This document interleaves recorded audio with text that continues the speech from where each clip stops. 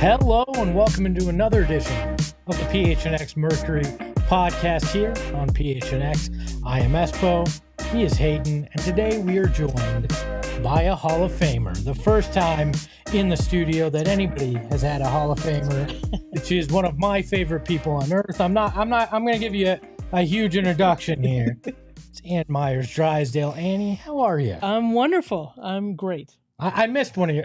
She's Mercury broadcaster, Suns broadcaster, a UCLA legend. Anything else I'm forgetting that You're we good. use? You're All good. right.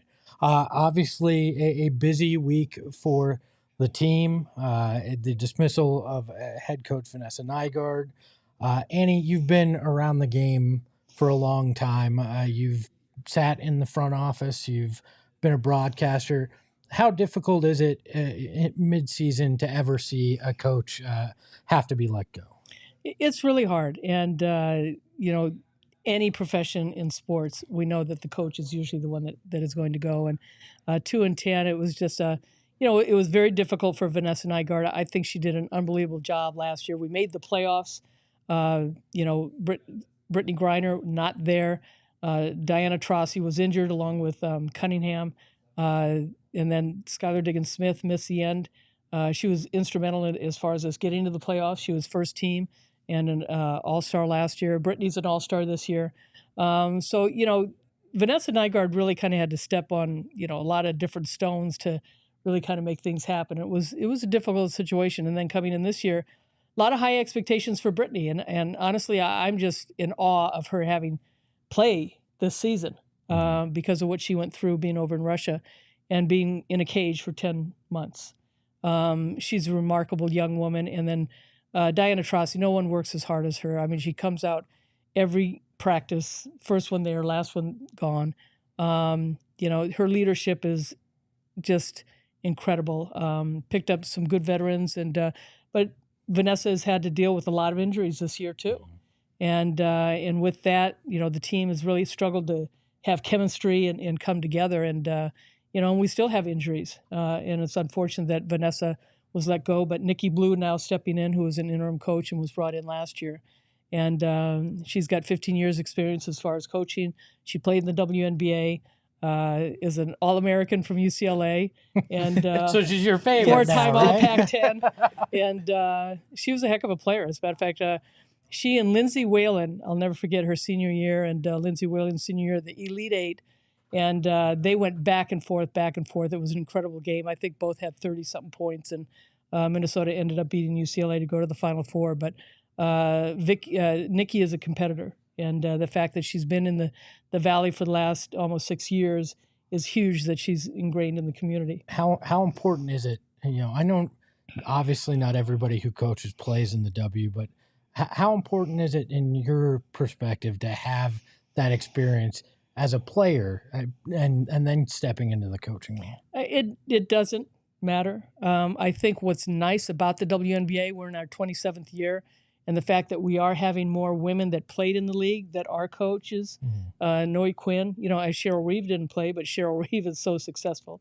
Kurt Miller didn't play, but he's successful, and we've got a lot of women coaches that didn't play. But, certainly it gives you, I think, an edge because you understand what it is to play in this league and then go overseas and play, and how to, train the the young women during the summertime to play in the WNBA. And but certainly it gives you that knowledge, but I don't think it's a necessity. Perfect. I mean, Nikki was actually introduced today by Phoenix, for those of you that are curious about that. And I just want to ask you, Annie, what do you feel that Nikki can bring to this team? Is it an energy? Is it more X's and O's? Just what, in your opinion, do you think Nikki Blue can bring to maybe turn this team around? Well, I was at practice today, and there was a different energy, and certainly it's very difficult to make that transition when you've got assistant coaches that are following the game plan of your head coach that has left. And as I said, Vanessa, really did a nice job, but I think the players were ready for a change. Now, whether we're 2-10 right now, and the season is still early. We play 40 games. Whether that change can be made, because this is a very talented league, and Nikki does give a strong voice. She's been coaching for 15 years, and she's got great experience as a coach. And an assistant coach, certainly in college and in the pros. So it's a matter of the players responding to that. Okay. When you look at on the court, we've said 2-10, but what have you seen that gives you hope that this can turn around? What elements of the game do you think they've played well so far? Well, so much is health. Yeah. They've got to get healthy. Mm-hmm. I mean, we've had different players come in because we've been down on players, and it's unfortunate, but this year we have just had so many different injuries. I mean, BG's been out with the hip flexor.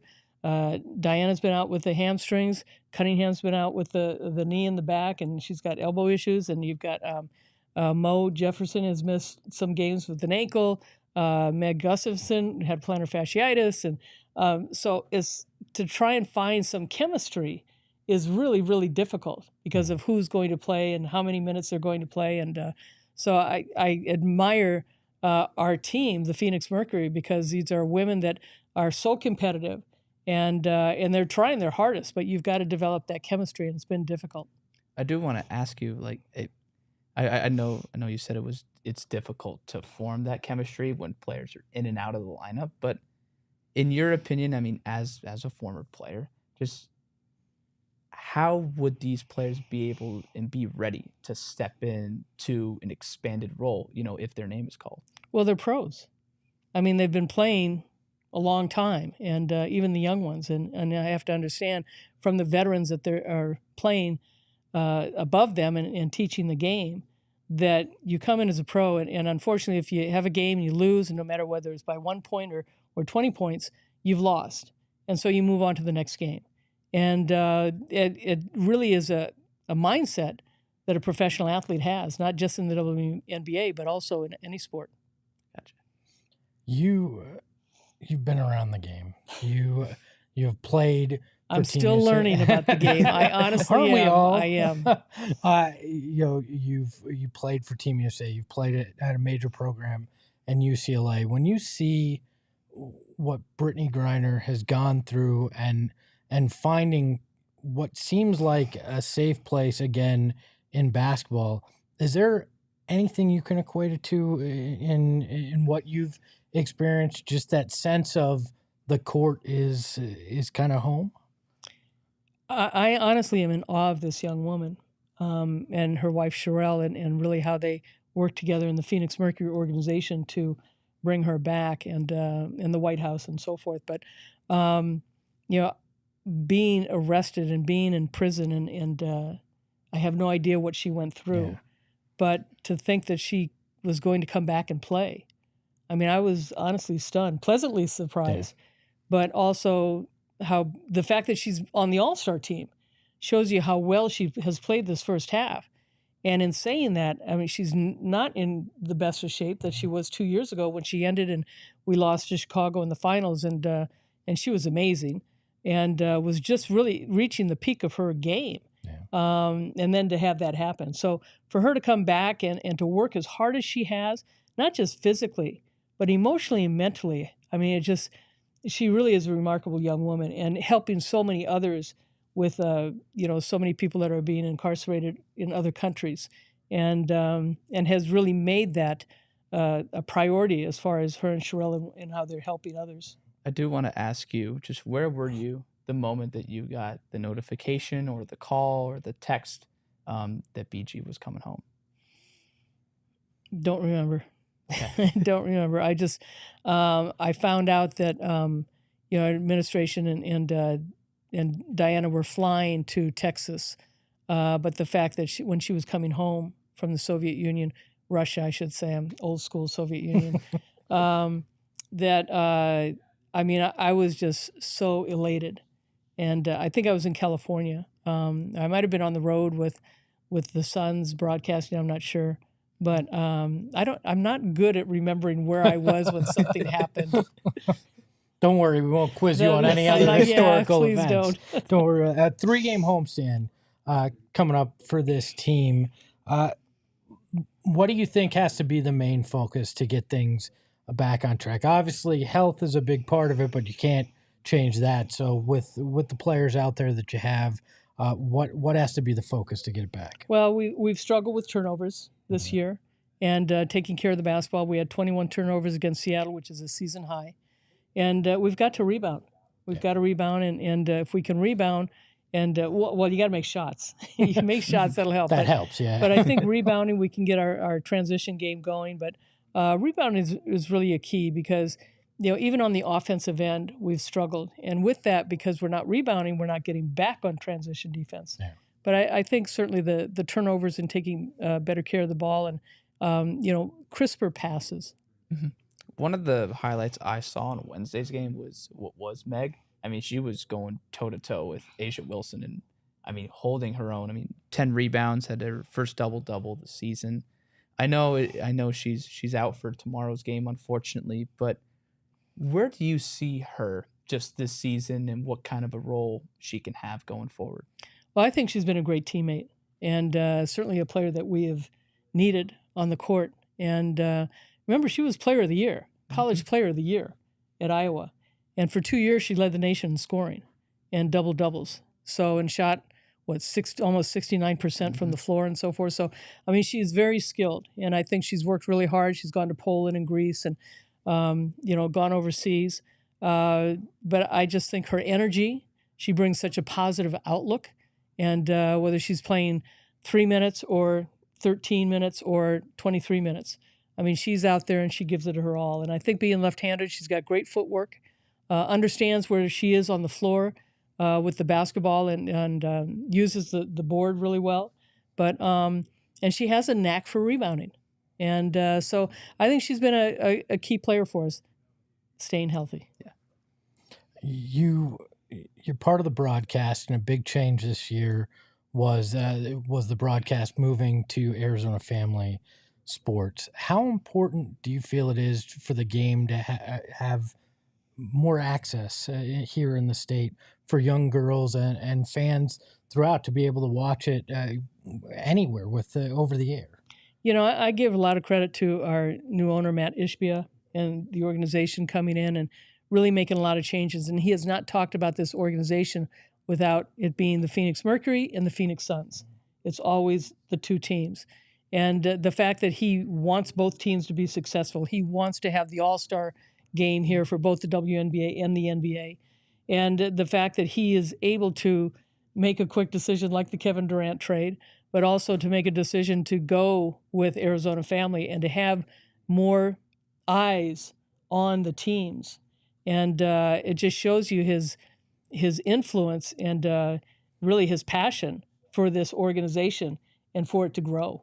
Yeah, I as you know, I have a young daughter, 6-year-old, and one of the most Do you ever call her by your name? Rosalani. Thank you. Yes, Let everybody know. Yeah, Ro. And one of the first things she said when she saw a Mercury game, she was probably 3. She said, "Girls like me can play professional basketball," and it struck me as how important it is for them to see themselves out there on the court. And you probably don't get enough credit for your impact on the game. We've told her your story and your your career and everything, and it amazes me how powerful that kind of stuff can be for young women.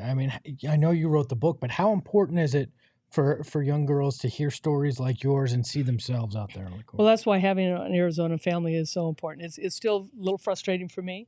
You go back to 1978, the WBL, which is the very first women's professional league, and we have the Lob Inc. organization where all of us that played in the WBL trying to get that out, that the WNBA is not the first league. But even in saying 27 years of the WNBA, the frustration for me is that young girls and young women that are in college and high school still recognize a male athlete as somebody that they recognize, rather than we've had a league that, why not Cynthia Cooper, Diana Taurasi, Candace Parker, Brianna Stewart, A'ja Wilson, Chelsea Gray. You just go down the list of a Brittney Griner and so forth. These women, not just in the WNBA, but in soccer and tennis and so many other professional sports, that college students are still not following. They want to play in the WNBA. but they know nothing about the teams. They know nothing about the players. And so the exposure is such a plus, especially here in Arizona. And I think nationally that they've got to do a better job, and I don't think that they do. And even when I listen to the national broadcasters, they'll refer to a male athlete rather than, we have such a history now, a wonderful history of Elisa Leslie or Lauren Jackson or Sue Bird or Sylvia Fowles and Rebecca Brunson and Yolanda Griffith. I mean, Tisha Penacheri, you just go on. And, these are the names that need to be thrown out of the players that are playing today and the comparisons. Yeah, I mean, Diana Taurasi obviously chasing history with the 10,000 career point milestone coming up. But to me, I feel like she's the greatest athlete in Arizona history. And I take a lot of, for lack of a better term, crap for saying that and putting that. Well, she's won three WNBA titles. Not to mention the gold medals, the dominating the MVPs, finals MVPs. Yeah, I mean, 5 gold medals, and who's to say she doesn't make it 6? Yeah, I mean it's unbelievable when you look at the things that this game has accomplished, and I don't think, to your point, the history of it is fully appreciated, and trailblazers like yourself are fully appreciated. I mean, well, and Diana Taurasi is a name that should be talked about for generations to come. As a Sue Bird and Sylvia Fowles, leading scorer, leading assist, leading rebounder, but all the other women that came before too. Mm-hmm. But Diana Taurasi's got a special place in this game, and we see it with the greats. Mm-hmm. Andy, I do want to ask you: it is kind of undisputed that Diana Taurasi is one of the greatest, if not the greatest player in league history. Was there ever a moment that you had where you knew that she would be one of the greats? Well, I'm not a GOAT person. There's so many great players that have played, whether it's in baseball, whether it's in football, who's the greatest quarterback, who's the greatest running back, who's the greatest pitcher, who's the greatest hitter, and so each generation is different. So what great player came along, they're always going to be great.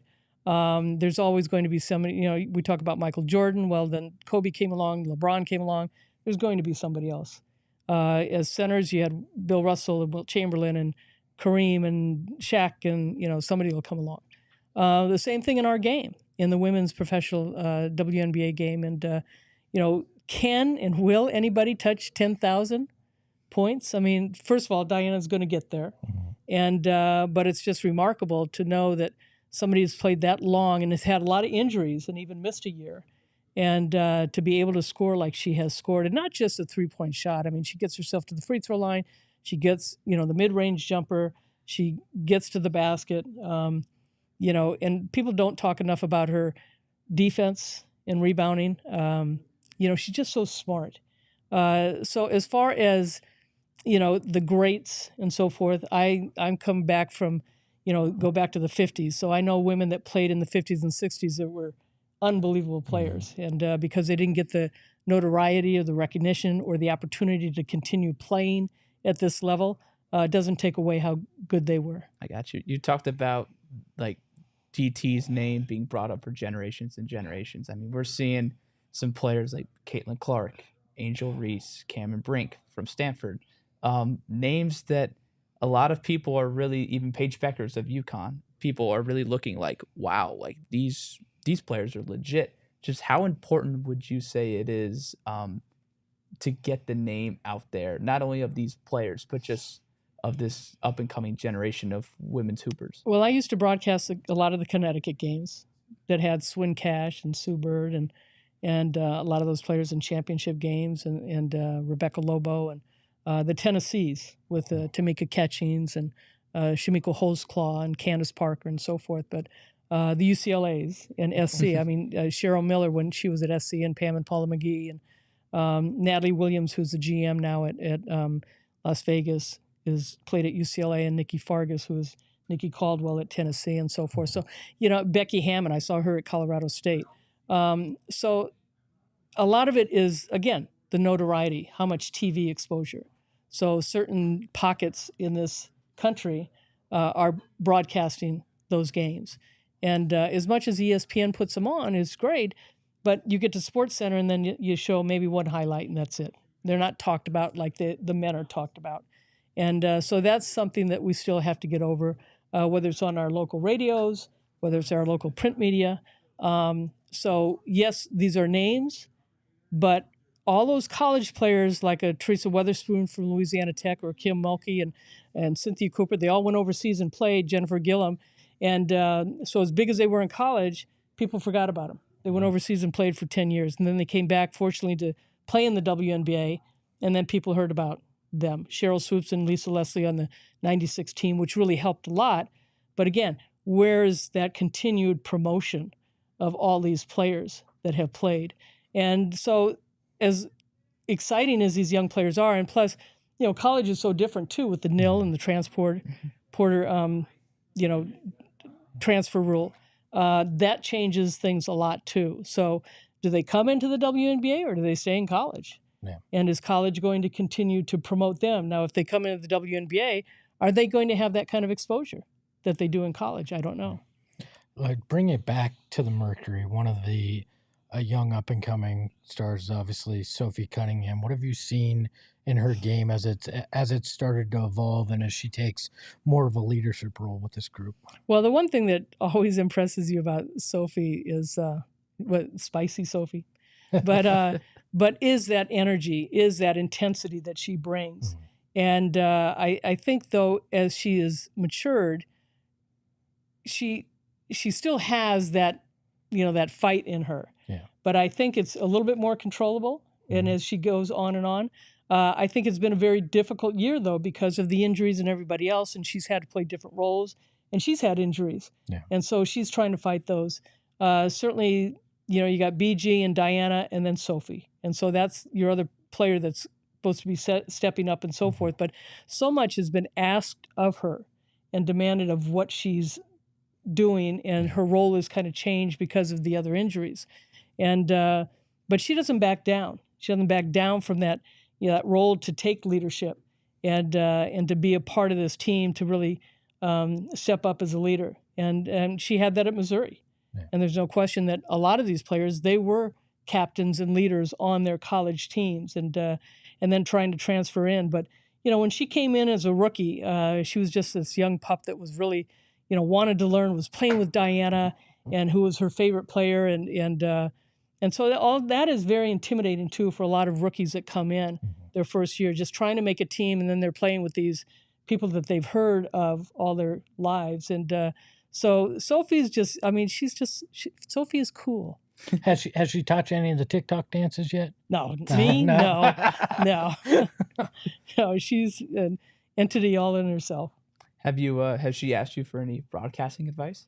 She doesn't need it. Oh, she doesn't she's need a natural. Sophie is so good, yeah. And again, people don't understand, when you're on air or behind the scenes, it's a team.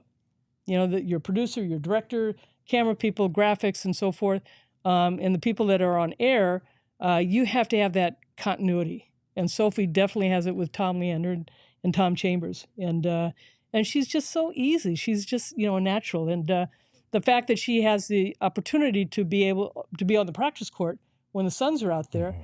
you create that relationship too with the players, and so they know Sophie, and so they feel comfortable with her, which is great. We're just glad you don't have to work with Eddie, since he's not.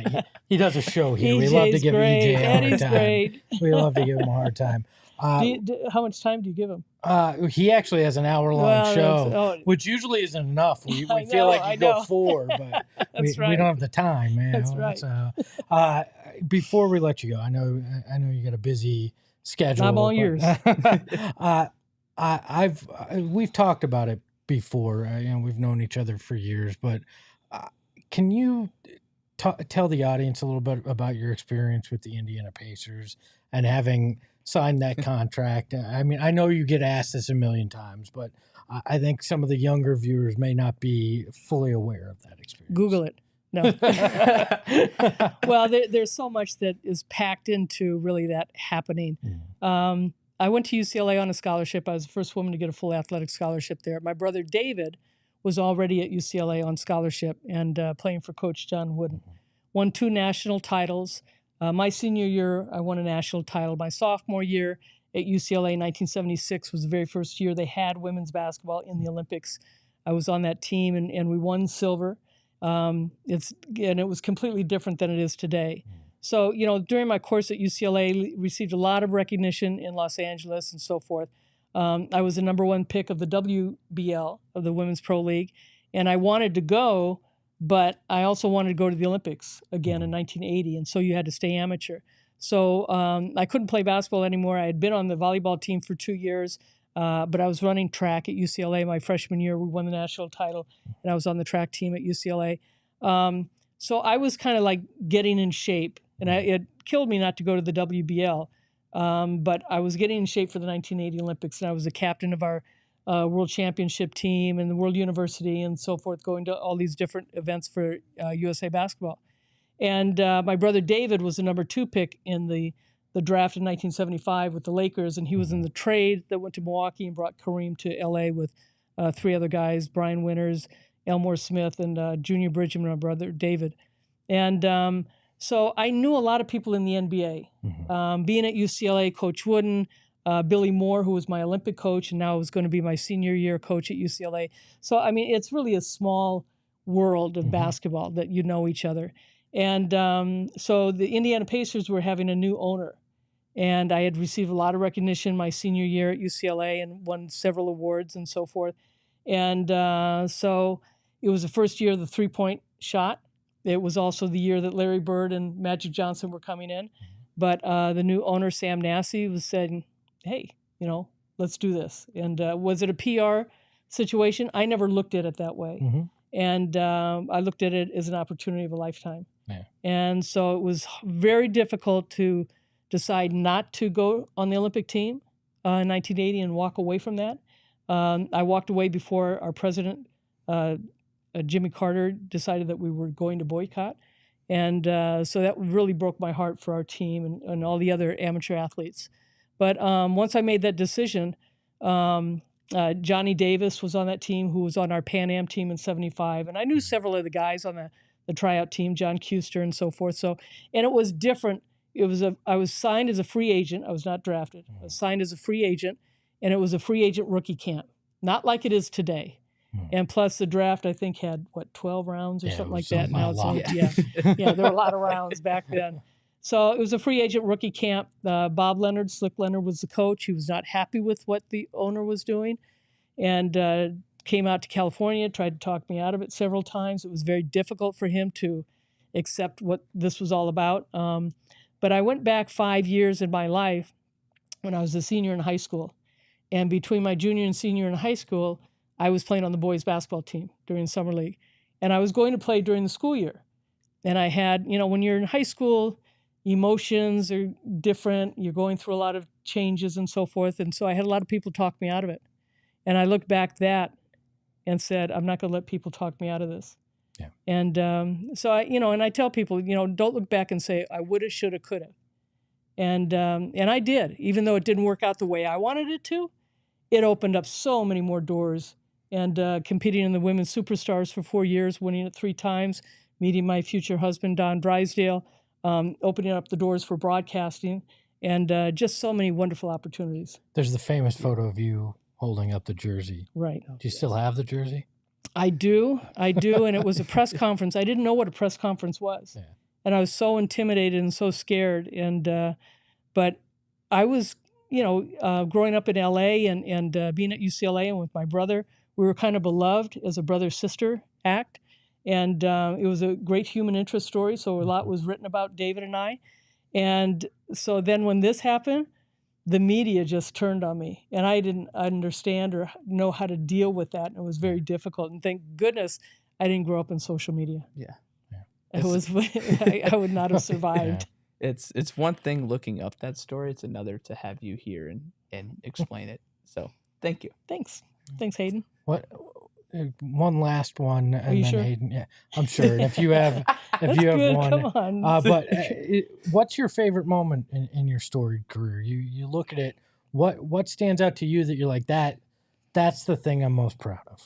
My 3 children. Love that answer. My marriage to Don and my 3 children. But I have 5 brothers and 5 sisters.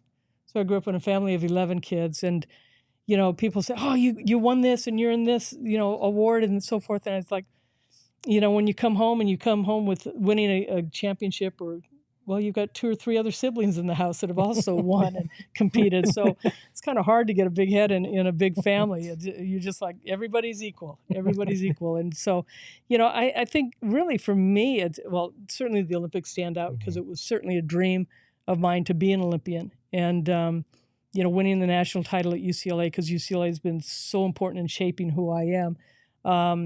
But being a part of Phoenix and being a part of 3 WNBA titles here, and the people that I've met. But watching my brother win the CIF his senior year in California at the high school we went to, and then winning his senior year, he won 2 championships at UCLA, but winning his senior year and being at those games and just the excitement and being around Coach Wood and all those UCLA players, it was just it was a special time.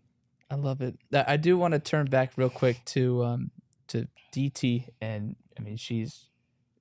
How can you not? Let's face it. She's right. she's gonna hit 10,000 points if she stays healthy. One thing I do want to ask though, from your perspective, is how has she evolved over the years? I mean, because in 2007 and 2009 she was playing with Cappy, and then in 2014 with that championship team, I mean, she was basically the de facto total number 1. Just how have you seen her game develop? Well, seeing her play in high school and then going to Connecticut, she'll say she almost went to UCLA.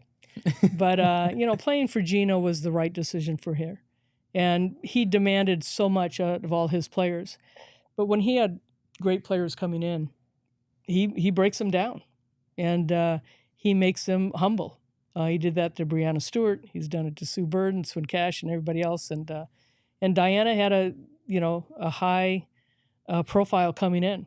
And I'll never forget going to Connecticut, came out to play Pepperdine, so her family could go. And she probably had the worst game. I think she was like 1 of 12 or 13 or something like that. And but you knew this kid was special. I mean, you knew she was special when she was younger too. But, just the way she understands the game. So the number 1 pick in 2004, they win the national title. Yeah, her senior year. Yeah. Mm-hmm. And yes, Diana. And, but, and she wasn't healthy. And certainly her body has changed. But in 2004, she was going to be on her first Olympic team. And so much was really expected from her as a rookie. And you knew she was special. But as I said, I really felt, even in college, that she had such a knack for the game defensively and rebounding and just seeing a play 2-3 plays ahead of time. And she still does. So winning the first title in 2007, was more healthy and played for Paul Westhead. And the style of play really opened things up for her. You're playing with Penny Taylor and Tangela Smith and Cappy Pondexter and Kelly Miller, which they were a unit that were unbelievable. And then in 2009, they win it again, which is not easy to do because LA was strong and Detroit and Indiana. We played Indiana in the finals with Catchings and so forth. But and then in 2014, she's playing for Sandy Brondello. 2009, she played for Corey Gaines, but played that same style that Westhead did.